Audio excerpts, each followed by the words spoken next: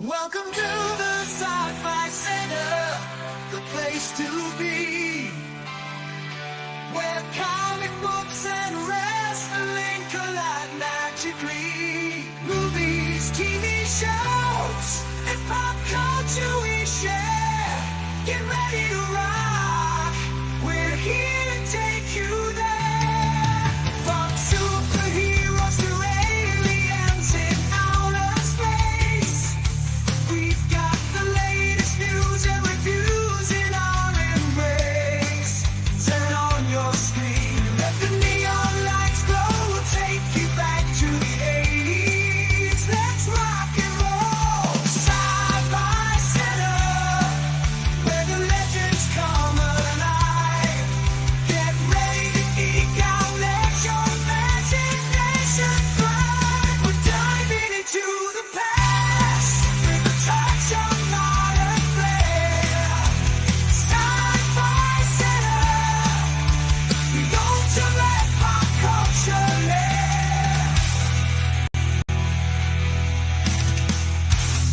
Our entire audience is inspired federal workers, those who are forced out of their jobs from agencies across this country. I will be joined by amazing colleague Jacob Silva, Senator Cory Booker, and fired inspectors general, whose job it was to fight waste, and they got fired. We're going to break down all of it and what it means for you when we come.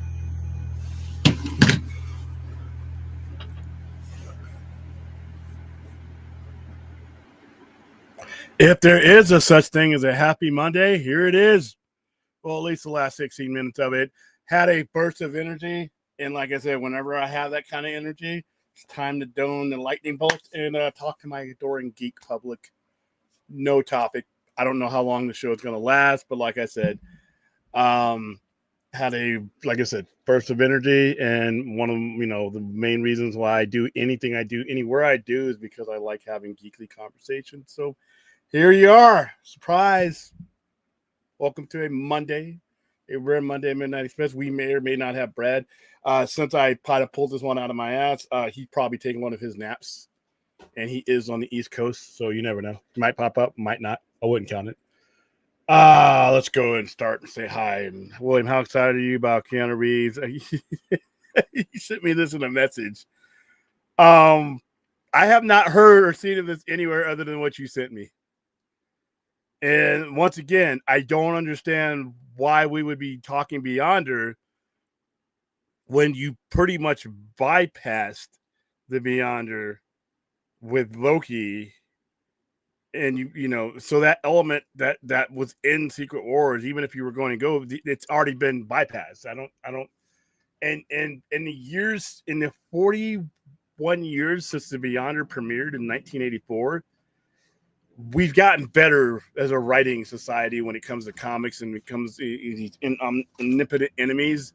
They're not as bad as they were in the 80s. The 80s was really bad when it came to these godlike characters.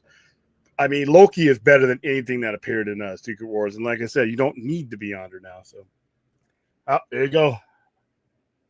Here's the geek. Just saw episode 40. Yeah, a lot of people want to go see that again. Like I said, I'm not a guy who goes to the movies over again like that. There's a handful of movies that I will see over and over again, are multiple times. Blade Runner 2049, The Godfather 1, The Godfather 2.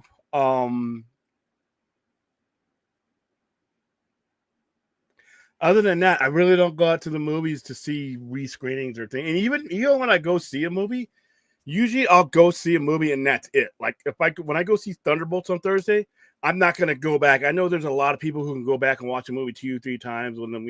I'm not that kind of guy. The next time I see Thunderbolts will be on Disney Plus, unless we do some kind of promotion. So that's just me. Little Slipknot. The Emperor was so good in episode 3. Yeah, I mean, he bust out starting cutting all the Jedi Masters down, man, except for Mace Windu. Yeah, I mean, that was weird to see the old guy start spinning and shit. It's kind of crazy. Oh, Clinton.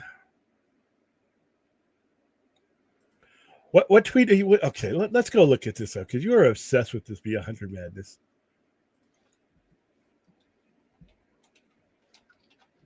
I couldn't even find it when I looked.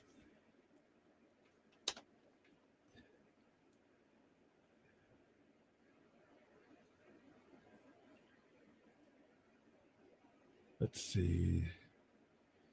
I can't find anyone I want to bring up. Some of these websites are like,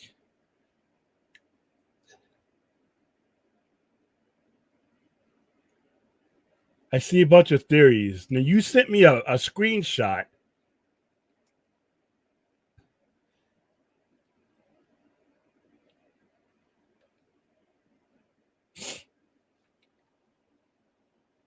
I can see there's ones where Liam Neeson is playing. I mean, what is?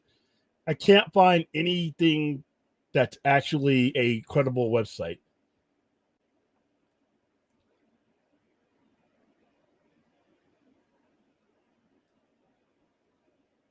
Rumor.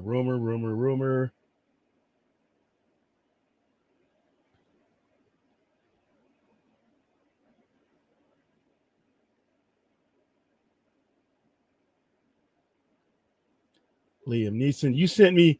I don't see anything here. What? I and like I said, what you sent me. Let's see, Rational. What you sent me.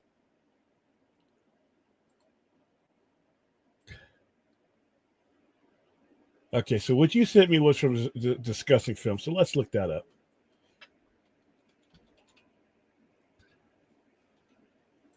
Let's see.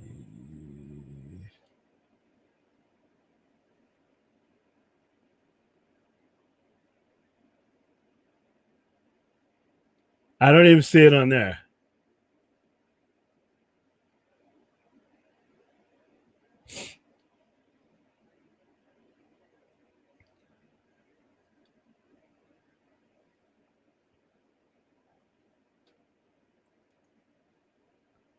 Yeah, I don't even see it on their site, Rational.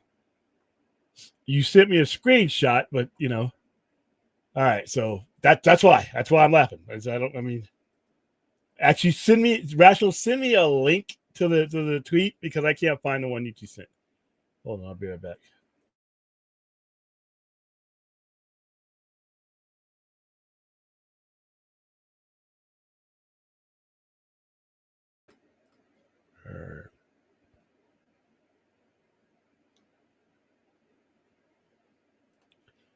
William, I just came across the latest Mutant Monkeys rumor in Superman. Any truth to that? I have no idea.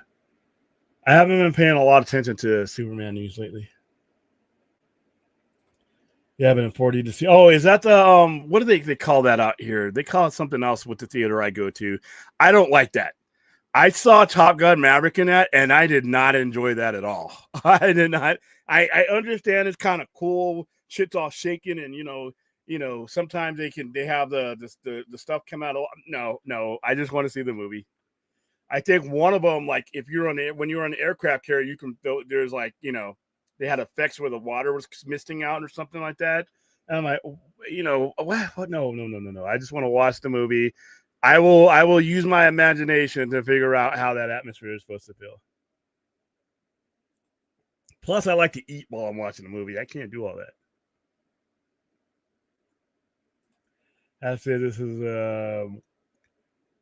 I have to say this was the first time I equated Star Wars to America too. I always saw it as a Jedi, and as Jedi versus Sith with Germany during the wars, but all the talk of the controlling the Senate. Yeah, and then in Star Wars he eliminates the Senate. So yeah, a lot of what Lucas based that on, if he wasn't basing it on old Japanese movies like a Kurosawa, he was basing it on World War II. The Darth Vader and the Stormtroopers, those are Death Head, basically Death Head soldiers. So yeah. Oh, Drogo, what's going on?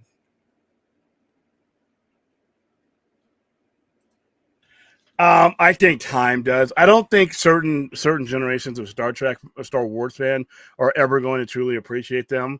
But these movies are now there'll be a time when they'll be the minority, and as generations go on, the people who were born in 1990 and watch these movies in succession are not going to hold dear to the same things that the people who episode 4 was their first one. So I think as the new generations look upon it, there's not going to be any issues with appreciation. It's just the old fogies like us that are like, we compare the sequel trilogy and the prequel trilogy to the original trilogy, and whereas the new viewers just are not doing that.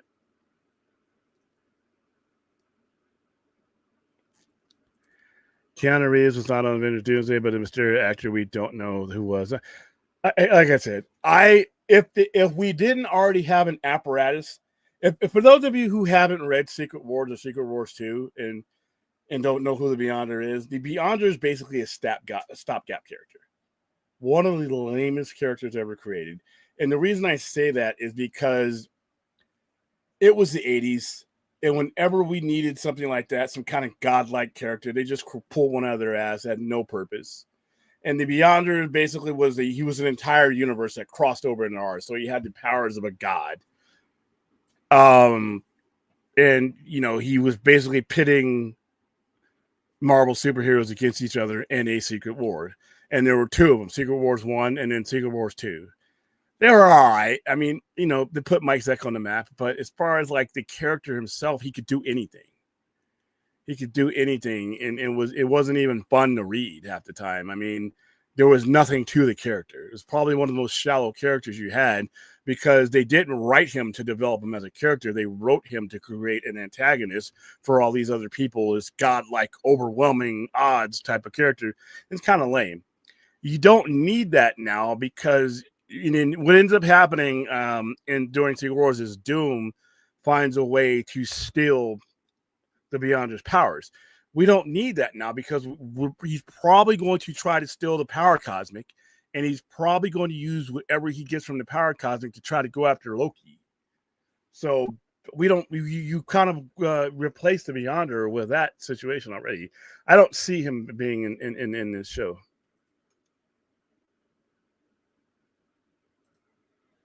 Clinton, previous doesn't print the previous two movies. The Emperor was subtle. The previous two movies slowly moving in chess pieces. Yeah.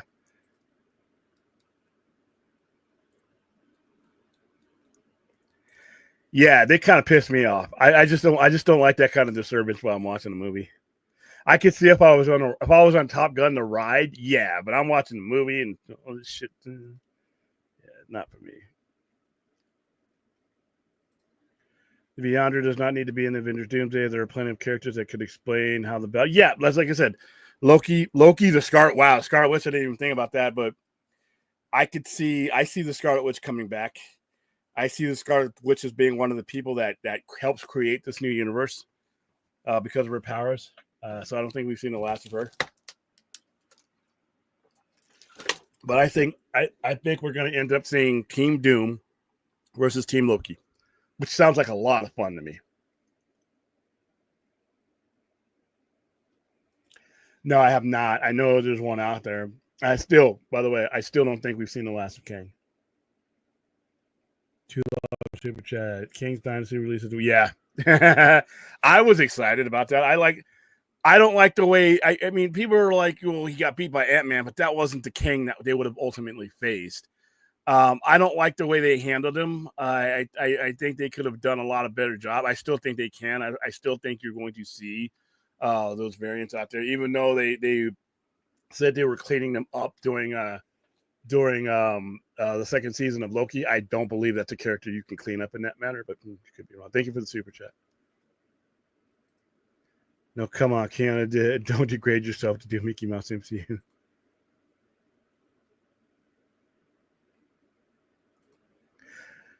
I've heard about this. I mean, I'm all for a good joke. I don't know the context of the call. I know Shannora Sanders got one, but I know other players got one. If it's dumb kids making a prank, I think it was an executive kid or something like that. If it's a prank, listen, not every prank's going to land well, but it depends on what the context of the calls were. Sometimes you do something stupid like that. It's dumb kids,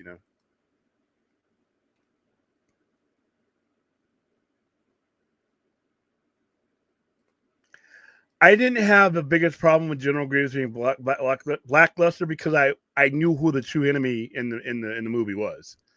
General Grievous was kind of like Count Dooku. He was somewhat formidable, but he didn't need to be any more formidable than he was because in each of those instances, you knew Palpatine was the man. You knew he was the big boss. Everybody else is just a setup. How you doing, Azteca? What's going on?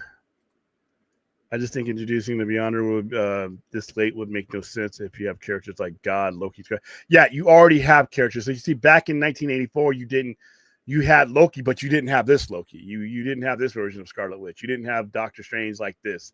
So I think though you have enough godlike or characters that could take the place of the Beyonder where you don't need them.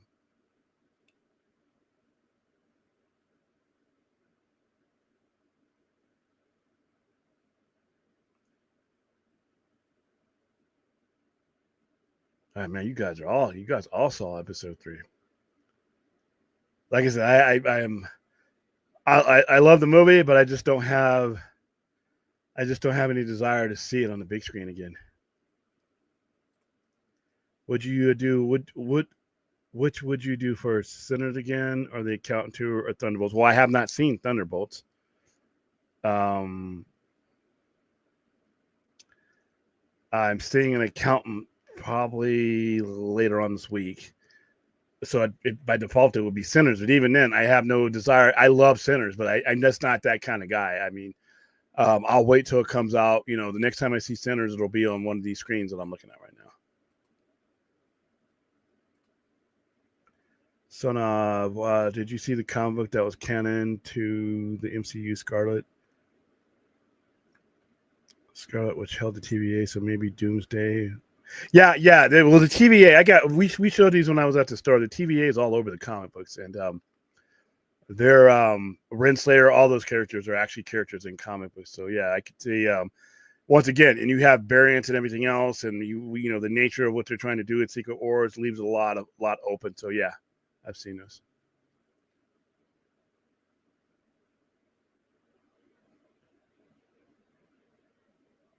No, I do, but I very rarely do. I very rarely do. I mean, like I said, I did it, and I very rarely do it like what during the same run. Like if a movie comes out and when I see it once it comes out, I rarely go back doing I know people that go back. I saw it on Thursday. I'm going to go back on Sunday and see it again. I don't do that. I just don't have the time. The only movies I've done that for, like I said, the last new movie. Well, I did it for Justice League, the Joss Whedon version, because we were promoting the movie, and I was in charge of groups that went to go see the movie.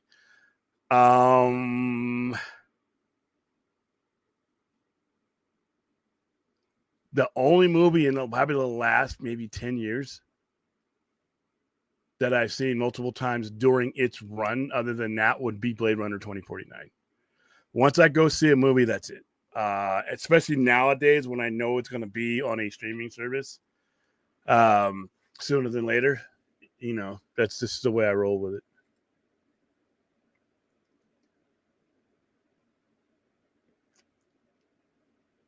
Oh, Rocky Horror. But yeah, we're talking, I know, yeah, thousands of time there.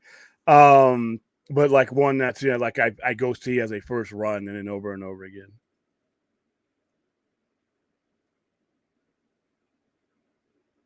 Yeah, see me, I'm different. Once I see it the one time, that's enough for me. Now on a re-release, that's different, but I don't go to a lot of re-releases either. So like if Blade Runner 2049 were to be released, I may go to that one. And usually, if I am going to go to a re-release, they might be giving a popcorn. Like if they did popcorn buckets for Blade Runner 2049, I think that'd be cool. I would definitely be there for that. But there's just, I'm just not that kind of guy.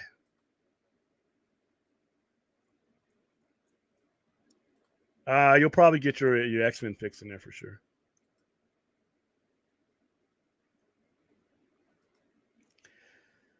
I mean, I don't know. I don't think he'll get an apology. I mean, if anything, he'll get appreciation. I mean, nobody owes anybody anything, but eventually, I think people come around to appreciate what somebody meant years down the line, even if they don't have that understanding now. But I mean, an apology, I don't think he's owed that. I mean, like I said, if you choose to appreciate him and actors like Hayden Christensen and so on, then that's up to the consumer. But he got paid for the job, Yeah, and see, for me, I'm also not a big. I mean, people are like, "Oh, you got to see it in 70 millimeter." Don't care. You got to see it in IMAX. Don't care. It's like fortunate enough that most of the movies that I see with screenings and things like that are all in IMAX. But I'm perfectly okay with seeing a movie in a normal screen. When I go to the movies, I go to the best available screen. I don't, I don't need a lot of that bells and whistles. I don't want it to sound like shit or look like shit, but if it's adequate, it's adequate. But like I said, I'm not that particular. I know other people are. Rom Pillar Foundation.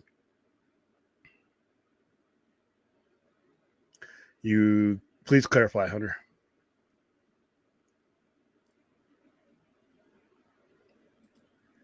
The comic movie onslaught that we have from 2008 to 2018 had me watching movies several times, but I think I actually saw Jurassic World 7 times in the theater. I haven't even seen that one time. Nostalgia that time period. For me, like I said, even when the comic book movies, I saw them once. When I saw Captain America: Winter Soldier, the next time I saw it was when I bought the Blu-ray. Same thing with any of those movies. Now, unless I had a specific reason, but I did not go back to the theater to watch them. And I understand I may seem weird to some people. I just don't do it. I mean, I experienced it the one time, and the next time I see it, it's going to be on my TV screen or in my theater at the store.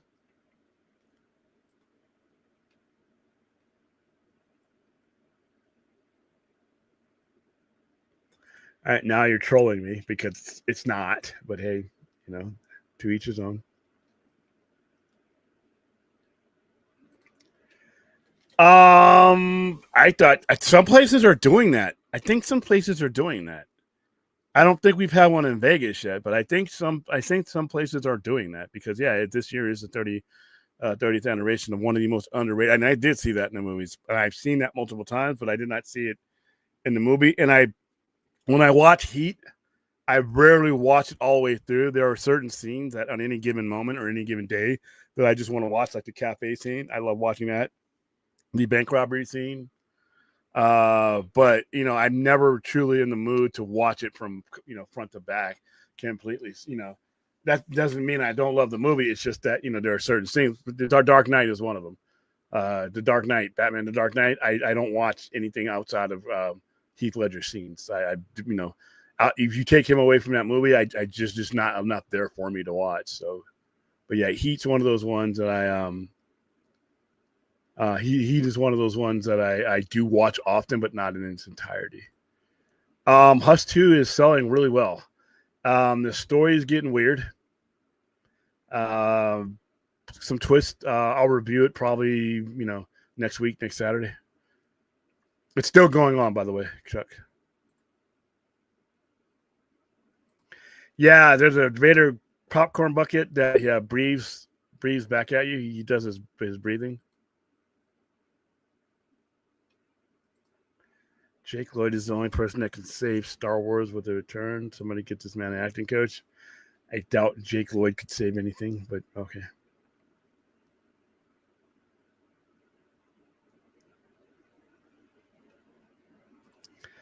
Don't care.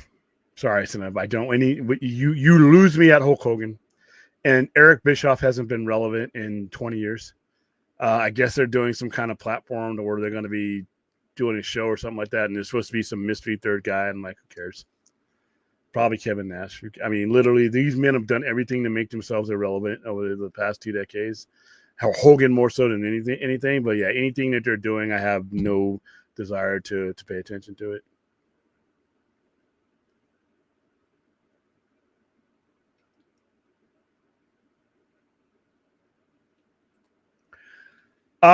There were certain aspects of Raw I thought were good. I mean, the Uso, Jake Paul. So I guess that's going to be a match. I think they're doing a good job building the Lyra Valkyria versus Becky Lynch. I thought they could have revealed her being the one that attacked Bayley a little bit better than they did, but that's fine. Rest of that, I don't think there was anything too noteworthy other than just more WrestleMania follow-up. But yeah, I thought it was a decent show. It wasn't anything special.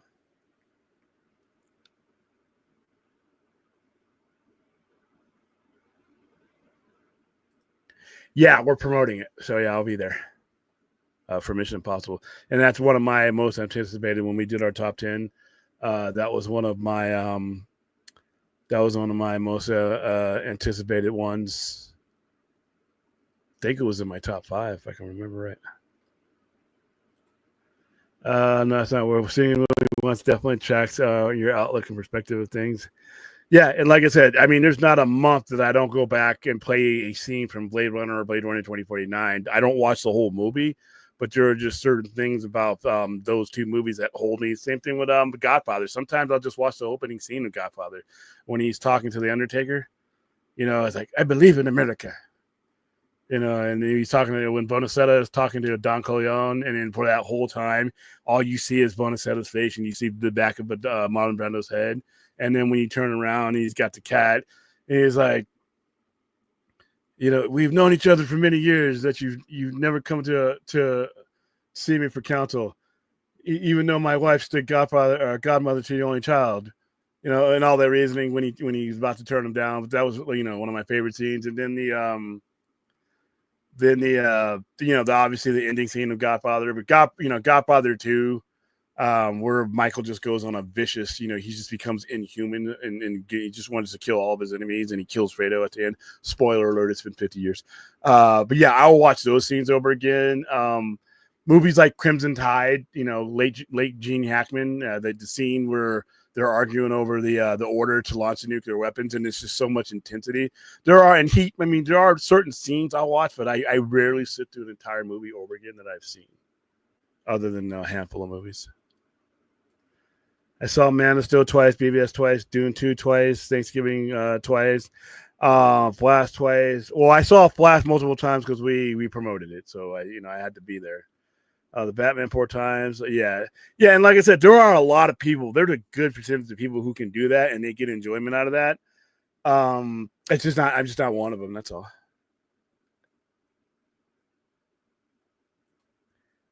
I thank Lucas for the prequels. I enjoyed the prequels, to be honest with you. I mean, you know, if you look at it, Star Wars has always had cringe moments, but I enjoyed, for the most part. I mean, Phantom Menace isn't my favorite, obviously, but I like Attack of the Clones, and like I said, Revenge of the Sith. I'm glad to see Revenge of the Sith getting appreciated 20 years later, because I saw it, you know, back in 2005.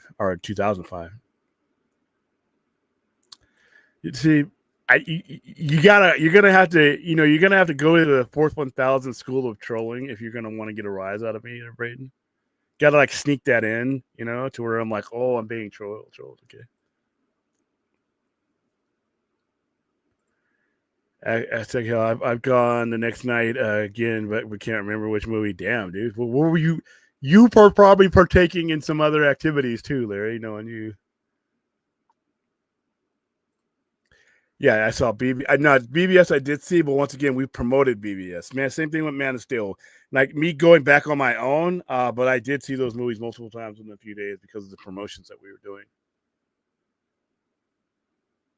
I barely wanted to sit through Terrifier 3 once. I'm never going to. I would never go through that big screen experiment again.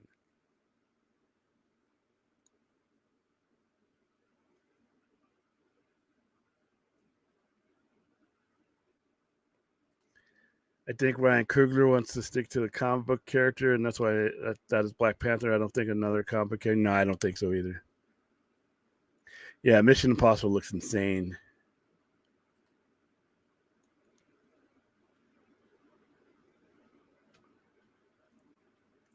Yeah, I've never seen that movie. So. I know who Dom DeLuise is, though.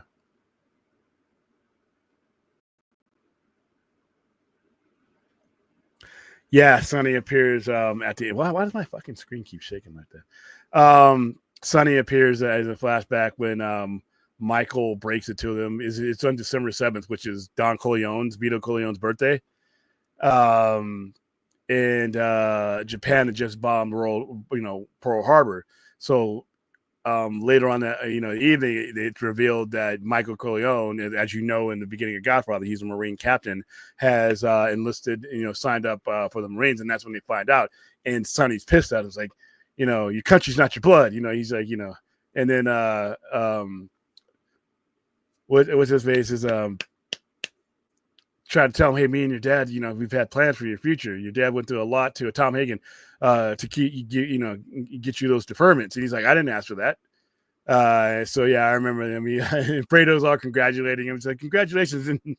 And Sonny slaps his head, don't encourage him. Yeah, but and then Michael becomes what he becomes. Ryan Coogler is really good at opening up dialogue to difficult discussions. One of my friends went to see Sinners again and was talking about it afterwards, and a white woman came up to her and started. Let me finish with this. Was that started apologizing about how things have been in this country. They had similarly protective conversation. It was recorded. So okay, yeah. Like I said, some of these movies are really hard to watch if you're a person of color, to be honest with you, even though it's a movie, even though some of these movies take place, centuries and a half or almost 200 years, it's still, you just got that in the back of your head. Like I said, I have to watch something else immediately when I do watch 12 Years a Slave because it's an awesome movie. I want to slap the shit out of people after I watch that movie. All right, when I watch Django Unchained, I want to kick Leonardo DiCaprio's ass and Samuel L. Jackson's ass because he played man. I want, and I love Samuel L. Jackson as an actor, but man, what was it, Steven? Oh, I wanted to choke the fuck out of Steven. I wanted to hurt Steven. Same thing with Michael Fassbender in that scene in 12 Years a Slave. You know which one I'm talking about? Oh boy, I have to remind myself, David. He's David. He's Magneto. This is a character. He's just and watching Sinners, watching 19. I mean, and probably one of the most racist regions of the country during that time. What they had to go through. That's what made the Remick, the vampire. That's what made his argument so compelling. He's like, when you become one of us, there's no color. We accept you. Here you live. Secondhand citizens. You're not free, and the whole movie's about freedom. So. Yeah, it's weird sitting, like I said, when I was sitting next to the people that I was sitting next to, obviously if you grow up, black, even though you weren't from that era, it's still, you have an ancestral aggravation when it comes to that no one will be able to appreciate because they didn't, their generations didn't go through that. So it's going to hit you in a different way. So yeah, the kind of discussions that I've seen people having after Sinners, have been productive, and yeah, you're 100%. He does open that door, and people shouldn't be afraid to talk. I will take these cotton balls from you with my hand and put them in your pocket.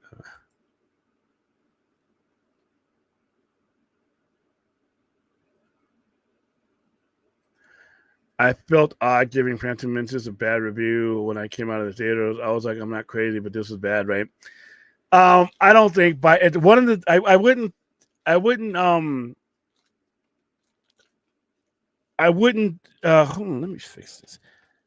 I don't think Phantom Menace is bad by any stretch of the means. It's long.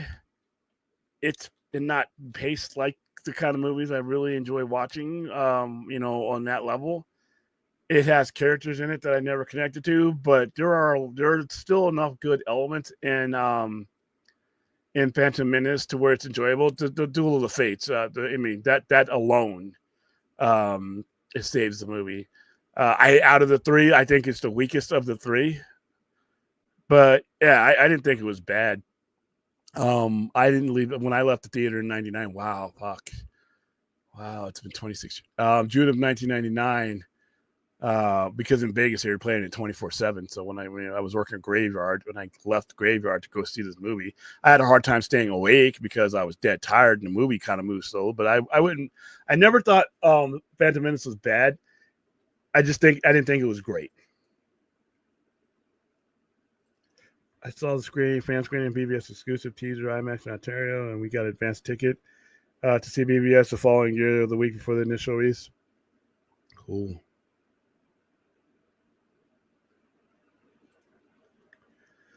Yeah.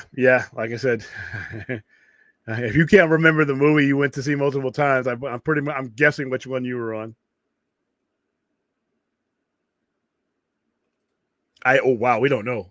Main event for SummerSlam. That's like damn. That's like August, dude. We're barely in May. That's like legit. What? No, yeah, that's like legit. 3.5 months away. How did TNA Rebellion do numbers because of WrestleMania? I don't know. I know they sold a lot of tickets. They sold 10,000 tickets, which I think is one of their highest grossing events. But I don't know what they did pay per view. They will probably release that next week.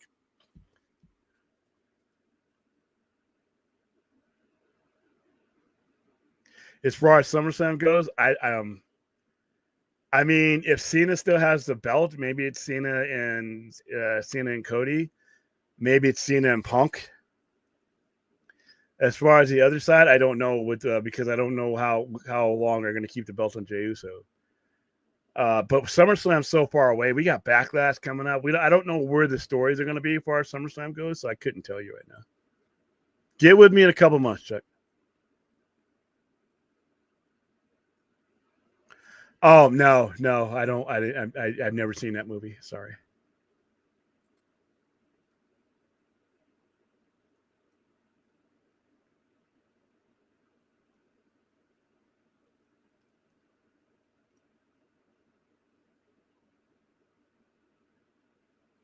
The entire movie needed to be reshot. I mean, literally from beginning to end.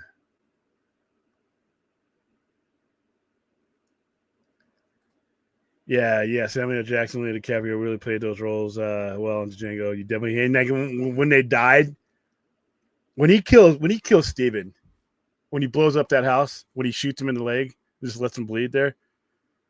You know, one of my favorite scenes in that movie. He's like, he's standing at the top of the stairwell. He's got his gun, and he's like, okay, what I need to have happen now is all you black people need to get as far away from these white people as you can, and he tells one of them because there's one of the ladies plantation owners who's been a real bitch the whole movie. He tells one of the slaves to turn around and say goodbye to so and so, and as soon as she does, he shoots her.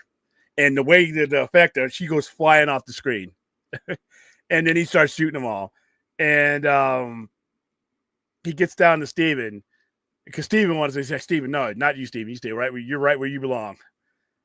And he kneecaps him with the bullets, and he's just screaming. You know, he's walking out because he sets Candyland on fire. He's like, "This is Candyland!" Blank N-word. This is we're gonna get your ass. This is Candyland. There's always gonna be a Candy. He was saying more expletive to it, and then the whole house blows up. But yeah, when he died, I was like, I mean, I remember seeing that in the movie. We all clapped. And he played that role so well. I'm like, when you play a role where you emote general hatred from your audience, you've done a great job.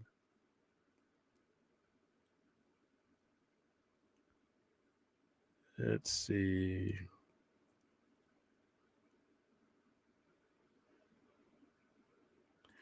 Rim McDyer's vampire also tells the prejudice he and his people endured in a way you also feel for him and how he just wants to have that feeling. Yeah, and he wanted to use that particular person's ability to bring them back. And like I said, this is an awful person, and he's killing people and he's turning people into vampires. But at the same time, from his point of view matched their point of view more than anything else. And when he was like, "Y'all need saving," and he saw himself as somebody like that was a liberator. Do you consider that a musical? I don't know, man. I mean, there's music in it, and there's some singing, but I don't know if I call it musical. But hey, if that's Phantom Menace is the most anticipated movie in history of film. What else topped this? A lot of movies. Oh, The Force Awakens was a way more anticipating movie in my opinion, because you had gone 10 years without Star Wars after those prequels, but you basically went 16 years, so I guess you could say that, yeah.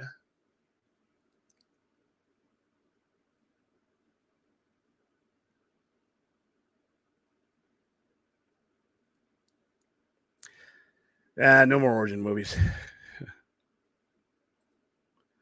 I think they should bring back the Money in the Bank ladder matches for Mania, one each night. Yeah, but now they have a whole pay-per-view for it, though. And I'm kind of tired of Money in the Bank because it just becomes like, when is this person going to cash it in?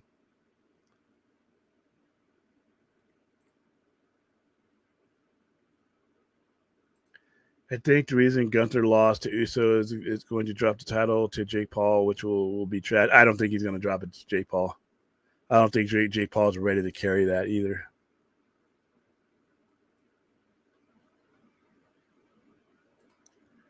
Yeah, that's hilarious.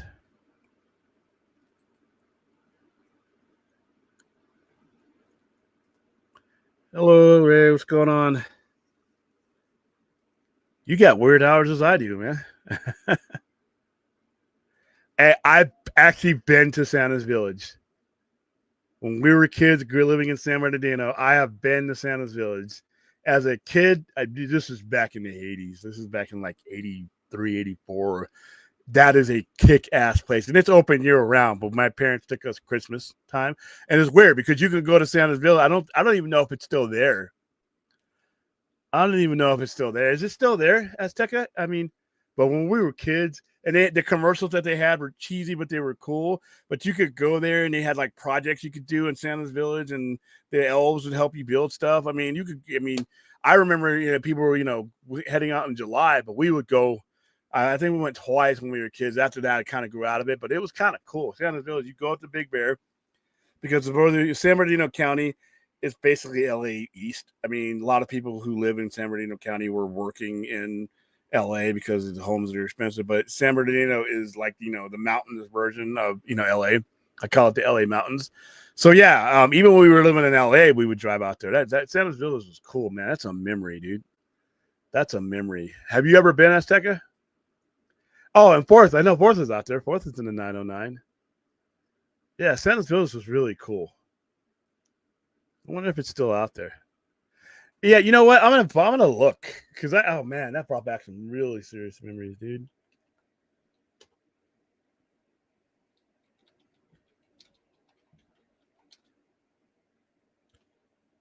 Dude, they got them like all over the place. Holy shit! I didn't realize how many they were. They got them in Canada.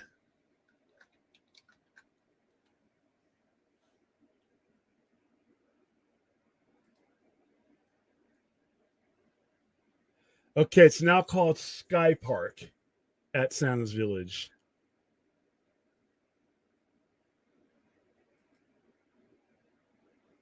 All right, Sky Park at Santa's Village is an outdoor adventure park with a year-round mountain biking, hiking, fly fishing. Okay, so now it's what the hell is this? Okay, it opened on December 2nd, 2016 on the site of the former Santa's Village amusement park, which operated from 1955 to 1998. So Santa's Village is indeed gone. Now it's like a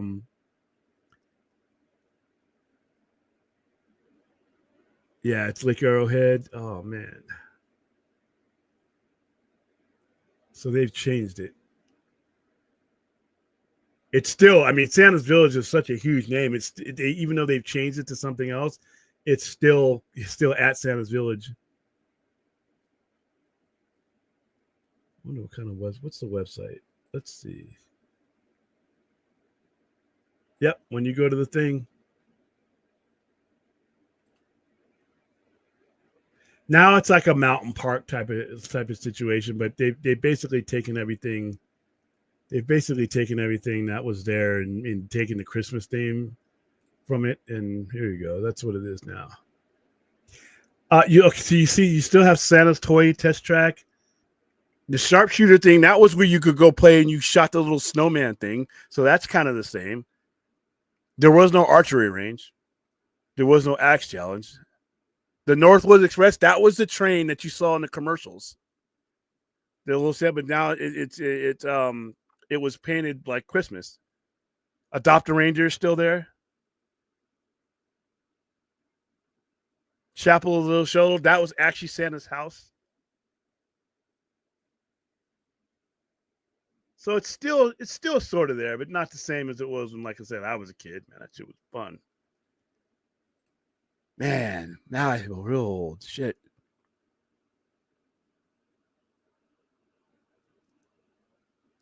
No, I did not. No, I did not. That's interesting, dude. That movie is that movie's for everything. Yeah, it's focused around black folks, but man, everyone needs to see it. And I'm so happy that that did well. That all those people out there, I don't know why they were trying to pee on the success of that movie.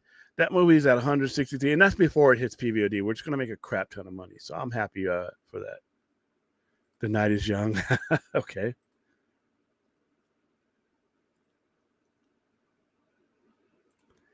The Pale Moon is on heavy rotation on my Apple Music account.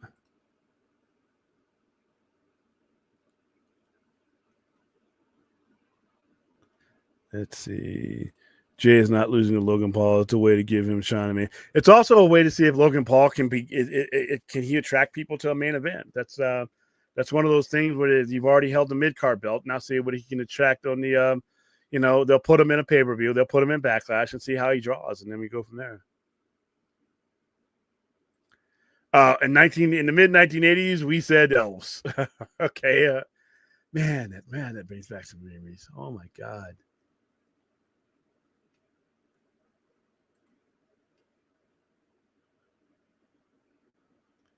I'm looking up the old website right now, dude. That thing ran from 19.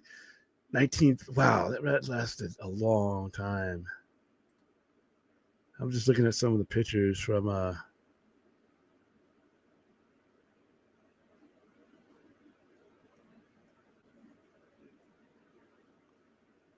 wow. I'm trying to see if there was some old pictures. Yeah, I see here. Like this is the way it looked for. Why'd y'all have to bring this shit up, dude? Now I'm having like, see that? So see some of the stuff I just showed you guys. See the gingerbread man, the gingerbread house. You could go in there and they actually had gingerbread cookies you could make. That's the way it looked in color.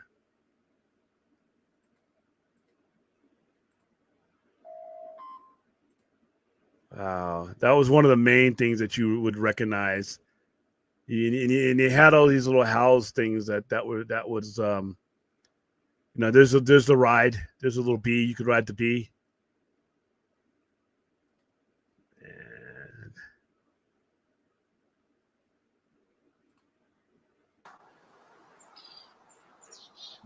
That's the ruins of it. But man, they even had a commercial. Let me see if I can find the commercial. See if I can find those commercials. Hold on. Because those commercials were like, dude, as soon as you saw them, you had to ask your parents to go. That's the way we were. Hold on, Sands Villas.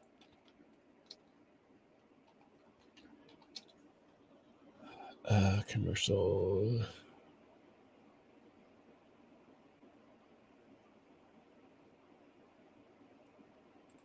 Hold on. Probably gonna get. I don't care if I get demonetized. Who cares? We're never gonna be on there anyway. I think this is one of the cheesier ones that they had. Hold on.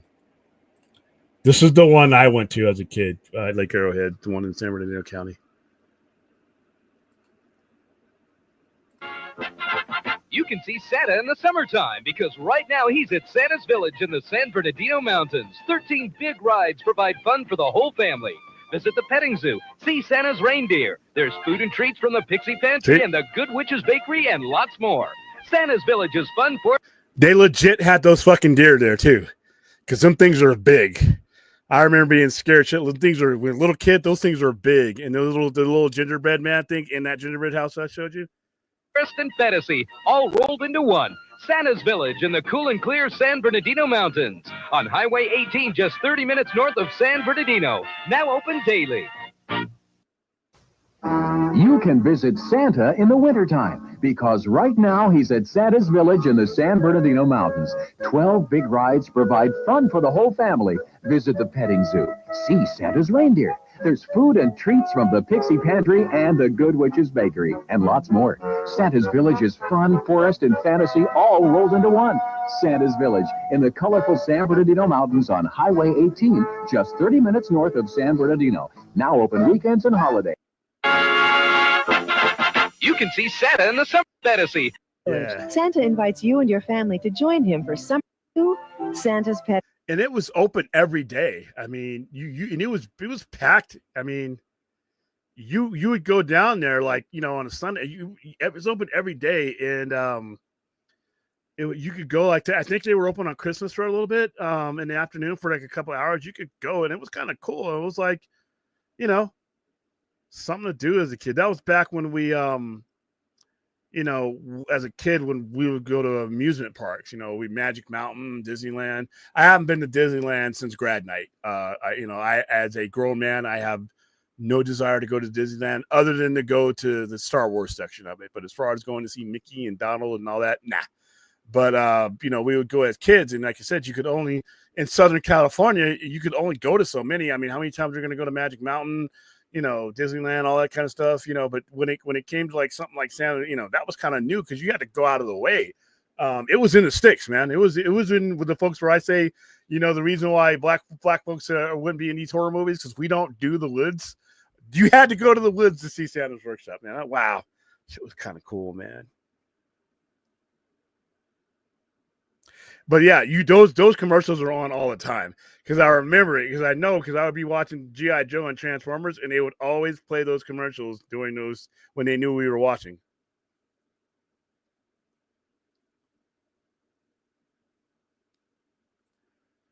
All right, Alien Earth or Predator Badlands? Alien Earth. For me, it's not even. I mean, I am hyped for everything else, but Alien Earth, I'm hyped for anything Alien because it's all coming together so well. Even the things I thought that they had abandoned, it's all being incorporated. So I'm thrilled with Alien. I'm looking forward to Badlands, like, you know, and in the animation, they kill the killers. I'm looking forward to all of it. But if there's a race for me, it's gonna be Alien Earth.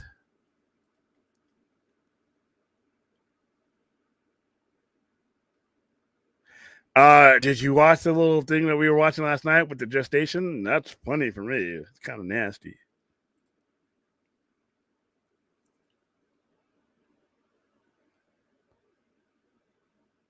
Yeah, that's gonna be a hard watch. I enjoyed Pee Wee Herman. I don't, you know, he was very hesitant to do that documentary, but he ended up doing it. And the way he approached the documentary, I watched the previews of it. He's being very candid, so it's going to be a, you know, I really enjoy it. I mean, he should still be here with us, but you know. At this point, they should make WWE its own arena or theme park. That it's probably coming, probably here in Vegas too. Santa Bernard, oh, late night humor, living happy. AJ2 William, are you reading Ram versus New God? If not, you should give it a try, man. Okay. Dude, I'm so behind on my reading. I am so behind on my reading. I mean, the only thing I read this week, which is sad, was Spider-Man versus Predator, which was kind of surprisingly good. I'm like 16 books that I got to read before pre-comic book day. William, how did you keep up with movies and comic books while deployed overseas? Well, we had the movies over there. We had our movie nights and stuff, and we would get advanced copies of movies that we could watch. Armed Forces television, and some people would donate, like the studios would make movies available for us to go see, or we would have those little Blu-rays, the little DVDs with the movie on them. I don't know how these little Bedouins got this shit, but they got it, and they would get it before the movie, and it would be crystal clear. Like you'd have to deal with some numbers or something, the timer and everything else like that. And then some of them, it would be like some guy sitting in front of their head, but that would be like the only blemish. So we were watching movies all the time. As far as comic book, the Sci-Fi Center was open. I had somebody working there for me, so I had to keep up because I was the one doing the ordering. And there was a PX there that had comic books. And I would actually tell them what to order. They had a little comic rack, and I'm like, hey, you know what? This is solid for you. So that was the run of Daredevil. I was at the Jonathan Michael Bendis era Daredevil. That was during while I was deployed. I was still reading comics. I was still having them sent to me from the store. If the copies I couldn't get at the BX, so I would have them sent to me. Like certain titles, I was still reading, and I would have the person that was working at the store. I would have a care package sent to me every 3 weeks, and that's how I kept up.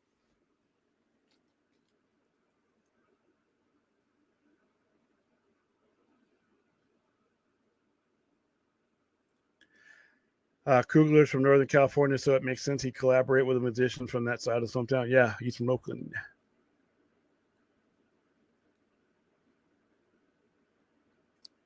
Yeah, it's really tough writing new gods in any era. It's really tough to write them. So I agree.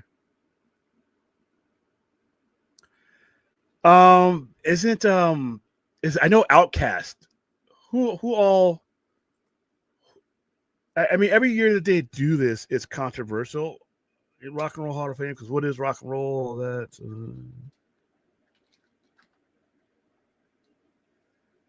all right, Rock and Roll Hall of Fame inductees.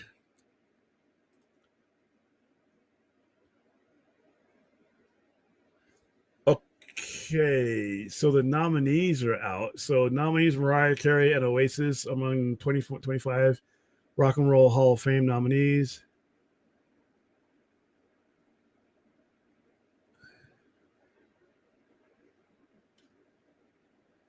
The class also contains a musician who has always been a striking presence, Cyndi Lauper. She's amongst the 7 I whittled from a list of 14 announced earlier this year, who spotlight a more conventional rock lineup, accepting Atlanta hip hop. I know Outkast, the genre diverse classes of recent years. The newest entrants announced during the live broadcast of Rock and Roll Hall of Fame night episode of American Idol are Bad Company, Chubby Checker, Joe Cocker, Cyndi Lauper, Outkast, Soundgarden, and the White Stripes. I don't know. It's unlike a sports Hall of Fame for me, where I can equate what criteria that you use. I don't know really what criteria that you use for the Rock and Roll Hall of Fame.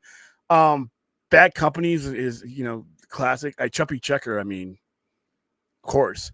Joe Cocker, Cyndi Lauper, definitely. Cyndi Lauper was one of the most influential female rock stars of the 80s. She was everywhere, and she was in wrestling. That the whole rock and wrestling thing got started. The Goonies. I mean, she did a song with that Roy Orbison, late Roy Orbison did. I Drove All Night. Soundgarden is up there. I think any of the grunge bands that made it big and that shaped that genre of music are all going to get in. White Stripes, I think they're a little bit newer to but they are in a defunct band. So I guess so yeah, I don't have a problem with any of those.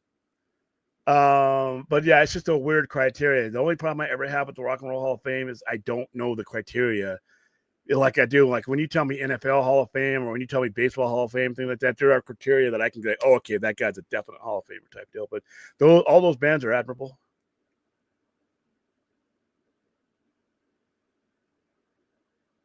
It's not there anymore. I mean, it's kind of there, but it ain't the one we visited.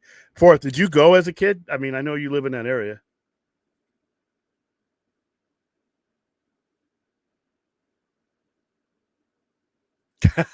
Yeah. Well, there are certain areas that have been abandoned that they don't use. They use other parts of the park now. So it appears that some of the stuff that just didn't get converted just kind of got left there. Yeah, it does look like. Yeah, do a Blood and Honey movie about it. Oh, there you go.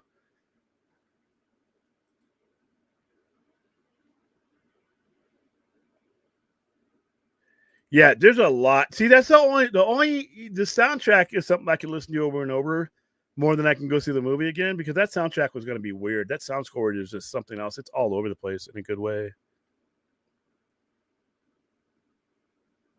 Yeah, core memory unlocked. Yeah. Yeah, man. I was like 8. I'd say 7 or 8. It was early 80s, man. That was where.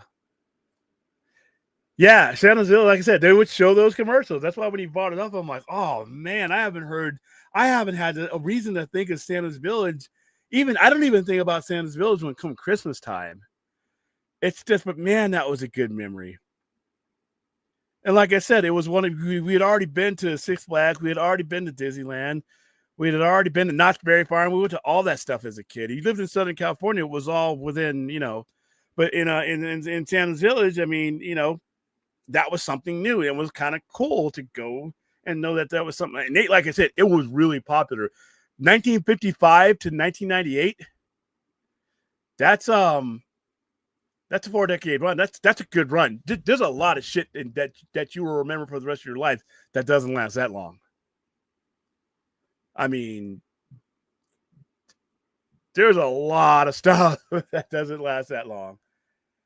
I mean, look at video stores and stuff like that. I mean, things, they had a good run. And like I said, the times we went down there, you had to wait in a line. Everything had a line because it was decent size, but it wasn't big. And it wasn't that far. I mean, 30 miles north of San Bernardino, that's not that far. When you're in San Bernardino, you're close to pretty much everything. You're 45 minutes away from LA. So people from LA were going there. People from Arizona. It was a nice little tourist spot. It was always a line. So yeah, I mean, man, wow. Yeah, don't think of it that way though. Yeah, there's some with that. Those features were misrepresented because of the, because of, like I said, there's there's certain things that they just, and that those are taken, after they closed it down, but they still kept the stuff up, because there was no reason for them to tear it down. So yeah, it looks kind of haunting, but yeah, it's still a cool place. Oh, Cal Worthington and his dog Spot. Saturday afternoons, they would play them all the time, but Saturday afternoons when I would watch like the Elvira show when I was a kid, we would watch Elvira every week. Elvira had a B movie, Cassandra Peterson. And Cal Worthington, if you were living in anywhere in Southern California, all the way down to San Diego, and you were watching TV during that era, you knew who Cal Worthington. That motherfucker lived forever too. I think Cal Worthington lived to like his late. I think he may have made 100 because he was doing commercials all the way up to the point where he left the planet.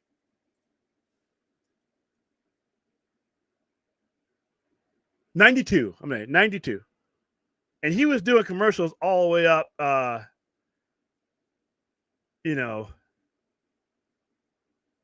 man, that guy was, he was in World War II. He was a bomber pilot. By the way, a bomber pilot in World War II, especially over Germany, one of the deadliest jobs you could have in the entire existence of the country.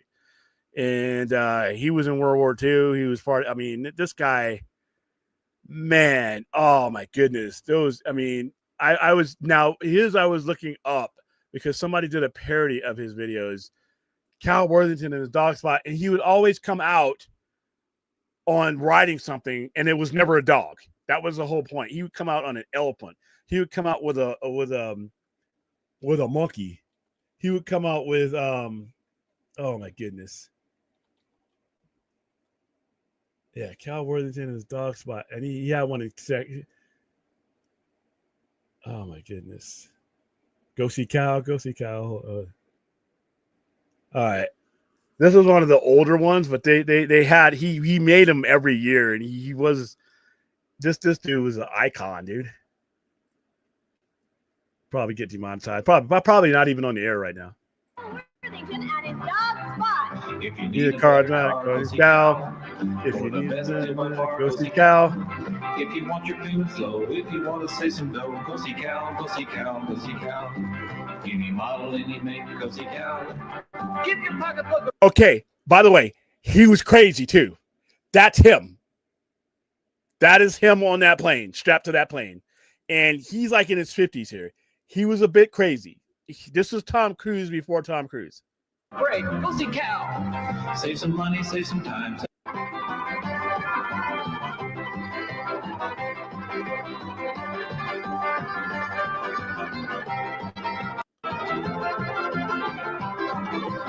Yeah, and that's a bear, and he had a tiger. So these animals, whenever you're dealing with wild animals, even if they're the circus animals, every now and then they resort to just being animals and take your head off. Siegfried Roy, he had a lion, he had a tiger there. That's a bear. that if things go south with the bear, he's a dead man. This guy and he would have these crazy ass animals every week, and then he would do his little he would start selling you cars. So for those of you who have ever heard of the Chopper, he's a Vegas guy out here. He would have these midnight shows where he would just he would be doing deals and he would drive the cars through. Well, Cal Worthington would do that in the middle of the afternoon. Hold on, let's see.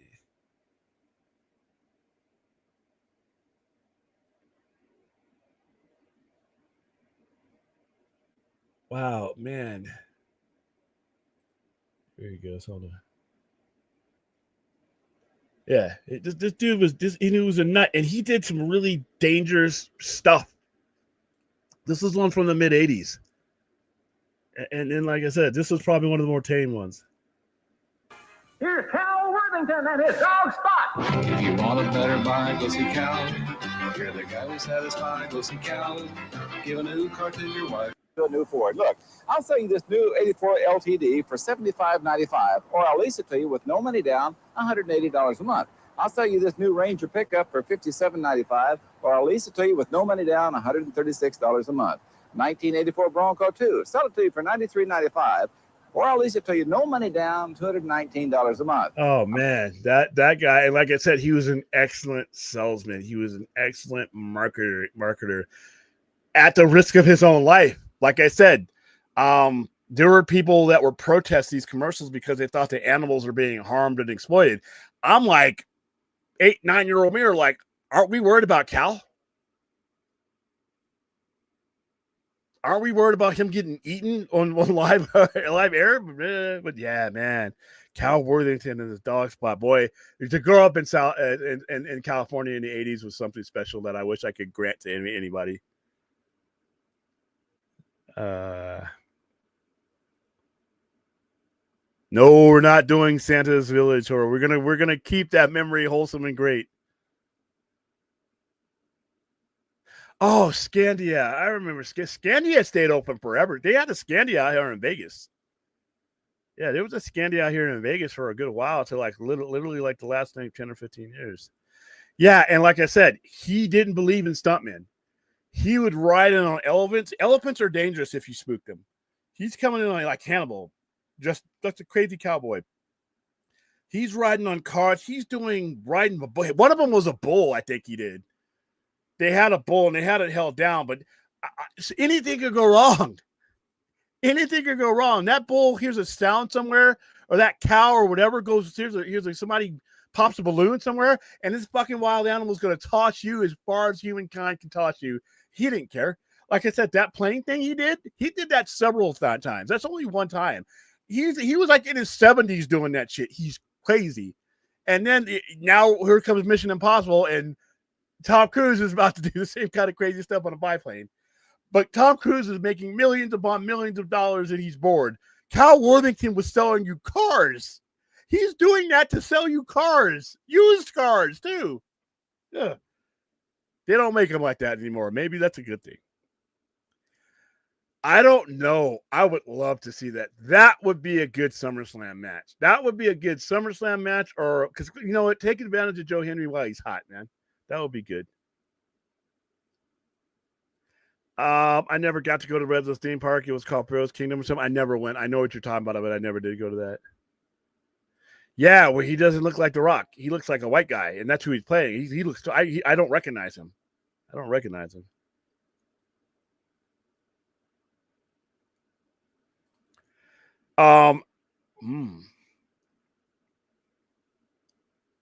Wow, that's a toss-up, depending who's writing the story, because they're both intellect geniuses. That's a tie. Oh, I don't know, Mr. I mean, you're talking about probably the two smartest people in the world, because Mr. Terrific was a genius level. He could create things too. Like I said, it all depends on who's writing it.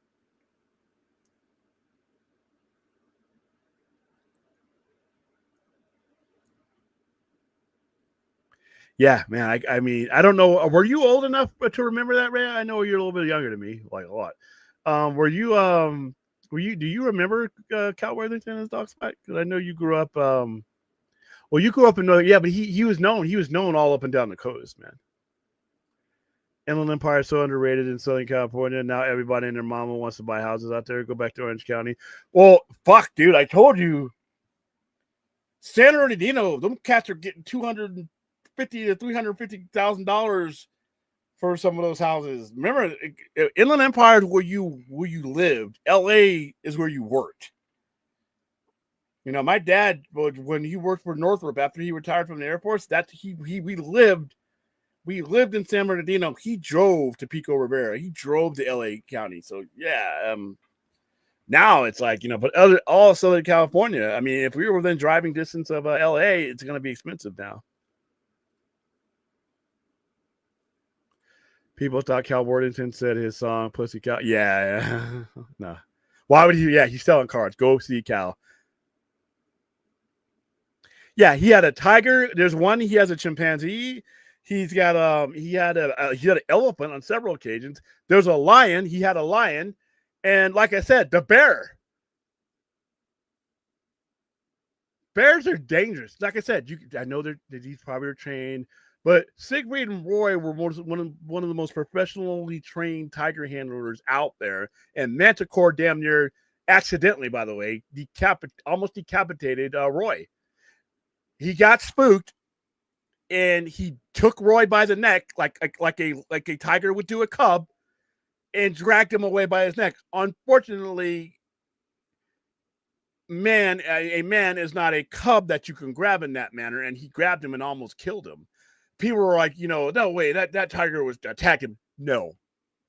Now, he eventually passed away of natural, you know, causes and stuff. But on that day, if Manticore wanted Roy dead, Roy's dead. And it's quick, and it's ugly, and it's in pieces. So if that tiger wanted that man really dead, he got spooked by something and got dragged away, you know, and that's what because like I said, a tiger gets you by the neck, it's over with. Right? He snaps your neck, take your head off. One spell swoop. So, but a trained bear, somebody, like I said, somebody drops something, anything can happen to an animal to where they resort to their natural instincts. And even if the bear is like, I got to protect Cow with his mouth, his jaw. Yeah, Cow was crazy. But he was an excellent marketer because you remembered the crazy shit. And once he drew you in, hey, come by. That guy sold a lot of cars. He was a legitimate. He was the prototypical used car salesman. And he was always that was what people, all the antics got you to pay attention to him. And when it was time for you to buy a car, he was the first person you thought of because all the crazy stuff. But he was legit crazy. I'm like, wow, dude, you're up on that plane. And this is when you just did this stuff. And I'm pretty sure somebody had to insure his ass to get up there. The original Joe Exotic. No. Don't do that. Like I said, Cal Worthington wasn't afraid of shit anyway. But well, like I said, when you were a bomber pilot in World War II, I guess that kind of fear just fades away over time. It's like you look at the number of bombers that were shot down over World War II, and over Germany, and you realize that the guys who made it through probably aren't going to be scared of anything ever again. So yeah. Oh man. Oh, Jack Steffen. I remember those commercials. And they would always mess up the name. They would always have Jack Stevens. It was Jack Steffen. Who? Jack Steffen. I mean, wow, shit. How do we go down this road, man? How old are you people? Man. Wow, there's a lot. Dude, I know there's a channel out there for 80s commercials, 80s LA commercials, because that's what I watched. Oh my goodness. Nah. Ric Flair was just becoming Ric Flair when Cal Worthington was coming out there.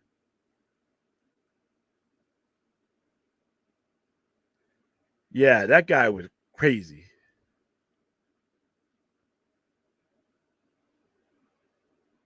Maybe he was from that era. He was from that era. Man, Cal Worthington. Oh my goodness.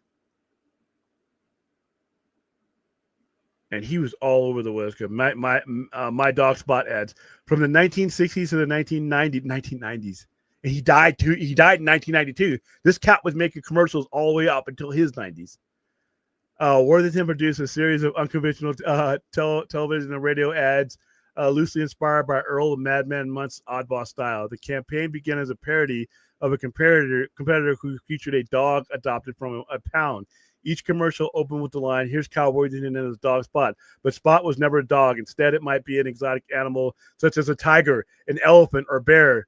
Or one early ad featured a roaring gorilla. Okay. Gorillas are not to be fucked with. A gorilla can tear you apart for fun. Yeah, Cal. And others, Worthington stood on a flying airplane. We just watched it, or appeared alongside a hippopotamus. Okay, there's another animal you don't mess with. Hippopotamuses they're aggressive and they're dangerous. Cal didn't care. These commercials were a response to Jack Lambert's ads, which always included his German Shepherd Storm. Worthington's parody proved so popular that the dog Spot motif became a staple to his brand. The ads aired heavily in overnight hours and were accompanied by the jingle to the tune, "If You're Happy and You Know It," which the lyrics are, "If you need a car or truck, go see Cal. If you need to save a buck," yeah, you just heard that there. So, yeah, man, this guy, Worthington died he died in 2013. I'm sorry. Worthington died on September 8, 2013 at the age of 92 in his ranch in Orland, California. After his death, his grandson, Nick Worthington, became the general manager of the Worthington Automobile and was reported to have appeared in subsequent commercials. In 2023, the Worthington family sold its final dealership located in Long Beach to focus on commercial real estate and agriculture. Man, that cat was something else. Oh, wait a minute. I wouldn't have got a lemon at Toyota Ford. Oh, my goodness.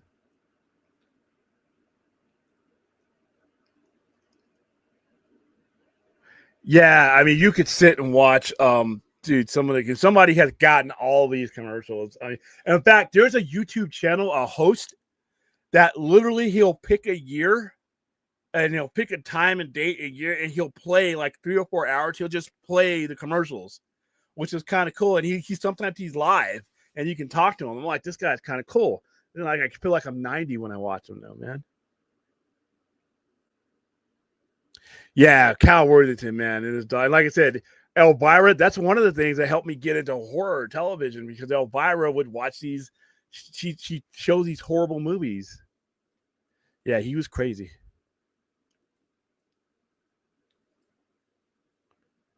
Let's see. You know what? They need to do a movie about Cal Worthington, man. That would be an awesome movie to make. That's a guy Jim Carrey could play. Okay, so you were around during this era. Yep.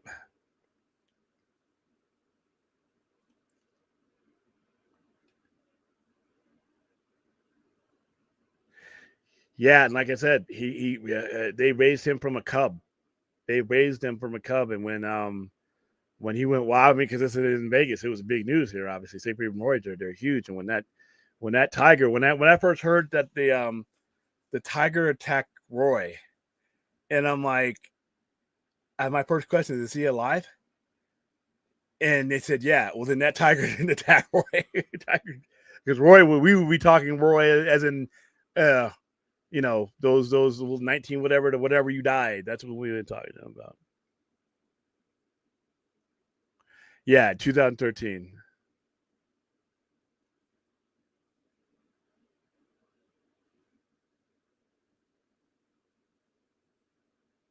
Let's see. Oh, I remember that guy. And that guy was on everything. I remember him. That guy was on everything. What was that dude's name? He was on a lot of things, but he got his start. He got his start on those. Micro machines used to be hard to get because they, is this him?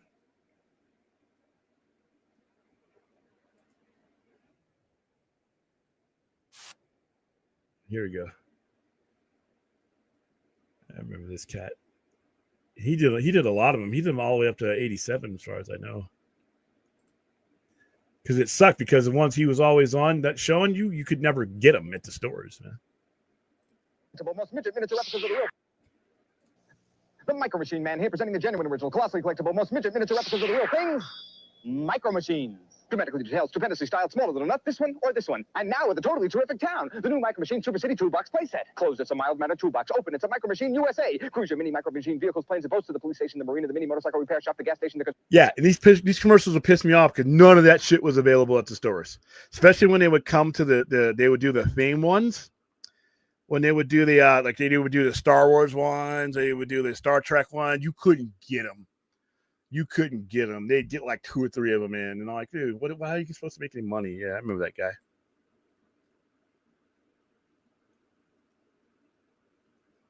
Yeah, and they would always have somebody say, because they would get the name wrong, and it's Jack Stewart. I mean, wow, there's no way his commercials are on here. There's no way that somebody has Jack Steffen's commercial. I gotta see this. Oh my God, they're here.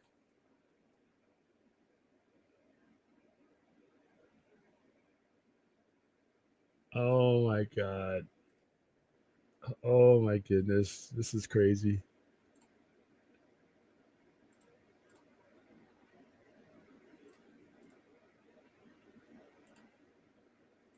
This is actually a legitimate commercial from that era. Southern California. For plumbing and heating, your man is Jack Stefanino. Stefan. Jack Stefan. Fix any household problems. Just charge it. Your man is Jack Stefanski. Stefan. Jack Stefan. Quick service 7 days a week. Call your man, Jack Stefanovich. Stefan. Jack Stefan. Plumbing or heating problems in the home? Call your man by telephone. Jack Stefan. We're in the white pages. Oh, the white pages. Wow. Holy shit. Now, what that was reverse psychology when marketing happens. It's creating a spectacle of incorrect things to get you to remember the one that they wanted to remember. But kids, we weren't calling the plumber. These commercials to us were like, and it wasn't like we had, this invention that I would create decades later in fast forwarding. You either went to the bathroom, got something to eat, or you sat there and you watched these commercials. So they knew they had you. Man, oh my goodness. These are old. Yeah, apparently, especially with Kyle Worthington. Shit, he was making commercials up until what? Oh my gosh. I know who you met. I knew exactly who you met.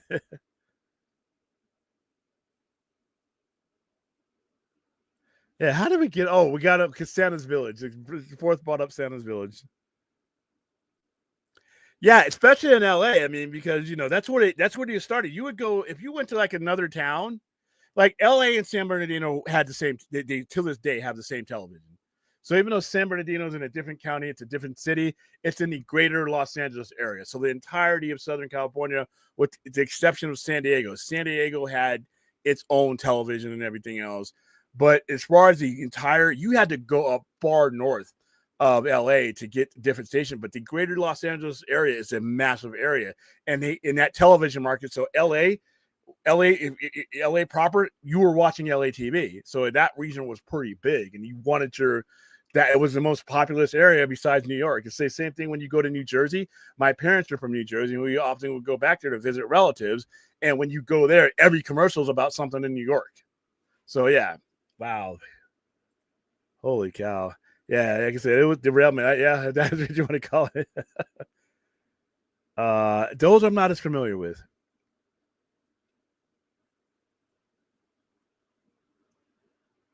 Wow, dude, serial killers, metal, old commercials, perfect derailment. Wow, what a mixture. And they've all been on the show. That's crazy shit. The commercial, get the Gulpin hip hop. That one I don't remember. That one might be a little bit newer.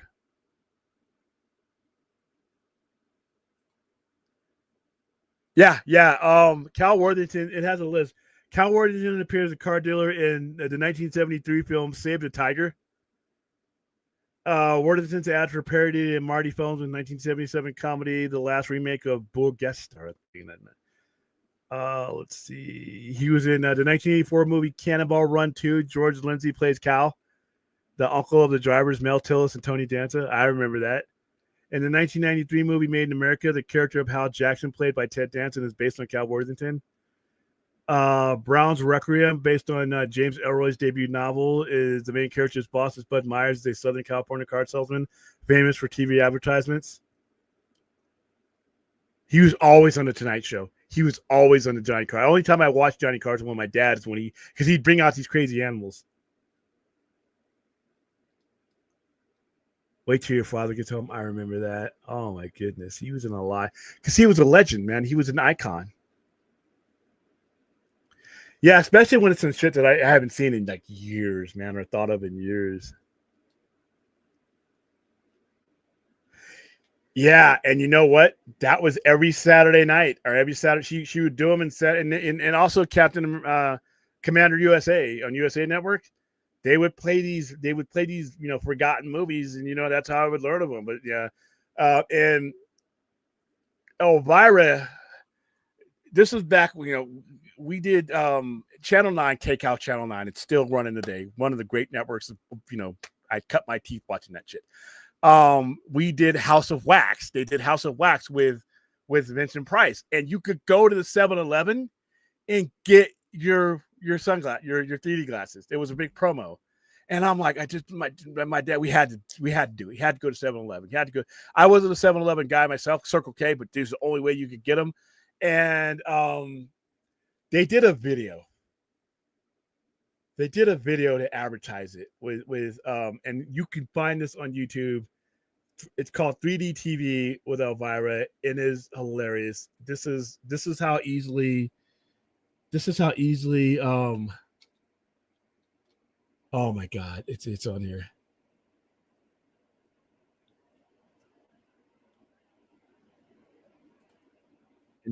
And it was Joe Paragon. For those of you guys who don't remember him, he played Zombie.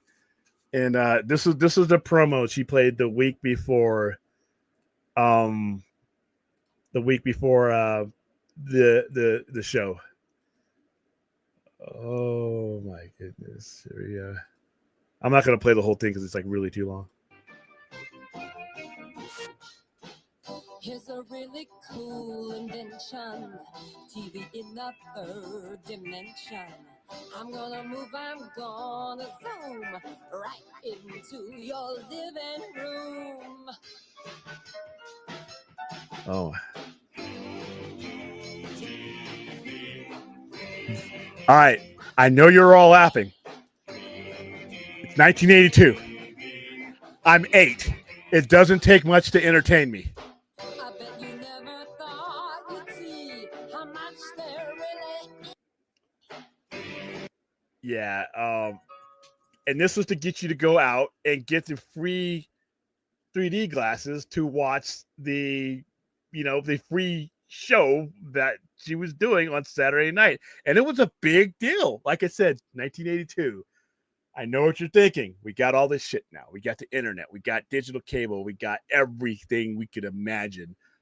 We had 3 network channels and everything else was in syndication. And so you were either watching what was on TV. This was really before video rentals got big. So you were either watching what they gave you on TV or you were going to the movies. That's how you got entertained. So, yeah. Oh, my goodness. Elvira, Missions to the Dark, man. She's still hot now. She's like 70-something now. I just saw her at a convention. She influenced that genre in ways I don't think she'll ever be appreciated for. Crazy Gideon. What's Crazy Gideon? Hello, Aaron.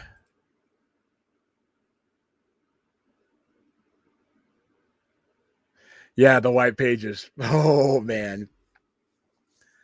Oh man, and the white pages was, I mean, usually you wanted to be in the yellow pages, but if you had the money, you could buy ads in the white pages right before, because the white pages, I do remember, the white pages were for individuals, so you could be in the white pages and the yellow pages.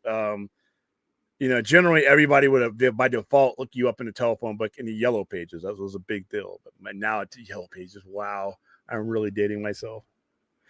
When I first opened, the yellow pages was that's you had an A. You had comic book stores and places adding 3 A's to their name because you wanted to be the first comic book store that somebody looked up when they looked up comic books, and you would pay for an ad that would last like 3 or 4 months. Wow.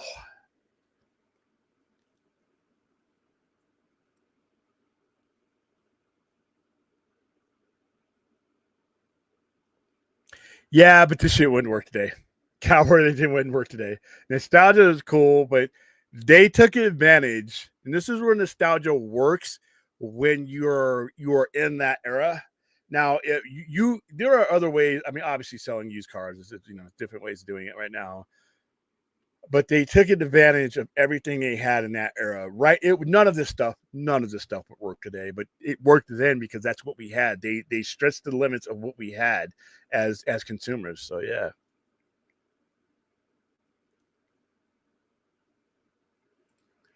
Was the AOL merger the actual reason WCW was sold off? Obviously, including the bad budget management. No.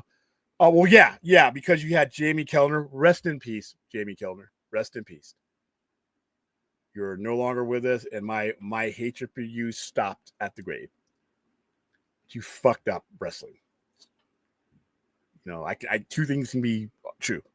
The AOL merger did a lot of bad things, and one of them was a consolidation of WCW. Once Ted Turner was no longer in control of it, and people from AOL, Time Warner were, then that's when things got screwed up. Yeah, it had bad management and bad booking towards the end there, but it was still a desirable. A lot of people still wanted to buy it.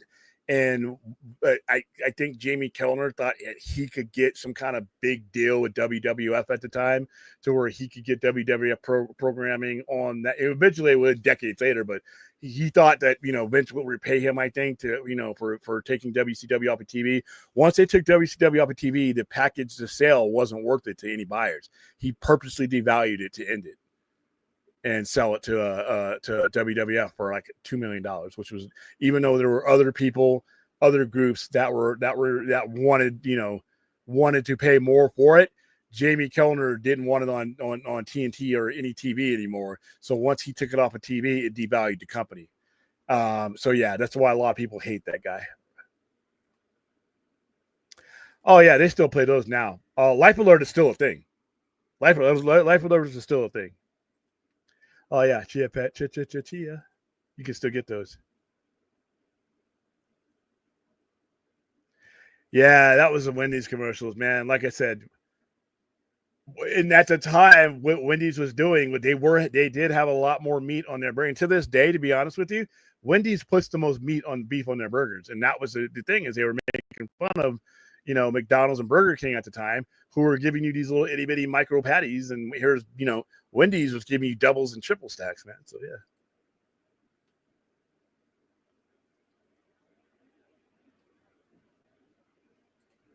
I can't even remember the early 2000s, to be honest with you. Let's see. Oh, I remember that lady. And that was originally a Black Friday commercial, and she's got her face pressed up against the window. And she's like, the security guards looking at her crazy. I remember her. I remember that too. Wow, your local mall still has a Sears? I thought Sears were gone. I remember the Woodsy the Owl commercials. Give a hoot, don't pollute. Please keep America looking good. Hoot hoot, man. I think it was Sears. I can't remember. It might have been JCPenney's. I can't remember. Yeah, Kmart commercials in the 80s were cool because Walmart didn't do commercials. Yeah, Kmart did, though. Miller's Outpost. Yep, Miller's Outpost. Yes, I remember Kid Space. Wow. See, Big Lots. I didn't have Big Lots as a kid because they were pick and saves at the time. So yeah, she's still hitting it. Cassandra Peterson looks great.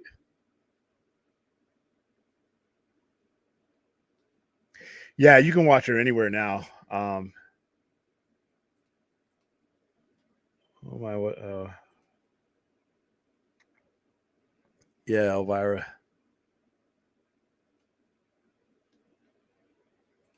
Yep, they have square patties. They're good too. What are my thoughts on see? Continue to do what you love until you die.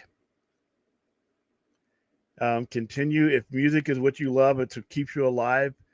Continue to do it until you physically no longer can do it. I say keep make 5 more albums.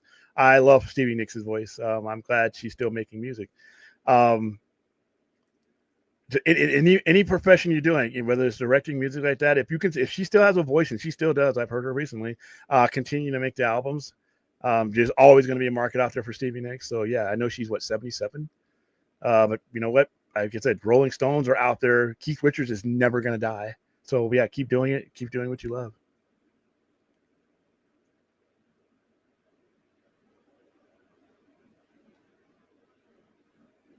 Wow, damn. Just not getting them.